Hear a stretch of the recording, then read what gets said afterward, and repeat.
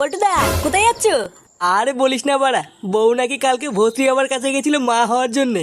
ভস্রী বাবা নাকি আবার ওষুধও দিয়েছে, কিন্তু ল্যাওড়া আমি যতবারই জিজ্ঞাসা করছি কি ওষুধ দিয়েছে দেখাও, মাগিটা ততবারই দাঁত কেলাচ্ছে। ওই জন্যই ভস্রী বাবার কাছে যাচ্ছি কি ওষুধ দিয়েছে জানার জন্যে। কিন্তু পল্টুদা ভস্রী বাবা তো কোনো ওষুধই দেয় না।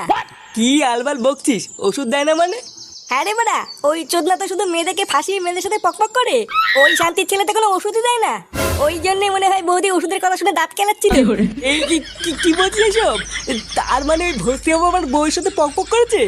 হ্যাঁ হ্যাঁ গো পল্টুদা, তাই তো মনে হচ্ছে গো।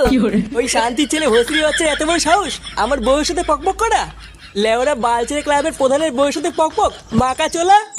আজ ওই শান্তির ছেলের গান আমি থেতে করবই। এ বাঞ্চোদাই, সরে বাচ্চা ভস্রী কোথায় রে? ভস্রী ভিতরে আছে, মিটিং করছে। ওর মিটিং আজকে স্যাটারের ভিতরে ঢুকাবো। খানকির ছেলেকে ধরে এমন সাটা ভাঙবি যাতে আর কোনোদিন মিটিং করতে না পারে। এ কেড়ে এমা এটা কারা? ওই তো খানকি জালে পোঙা মারছে। মার, মার। মাকা চোলা ভস্রীর বাচ্চা। এ,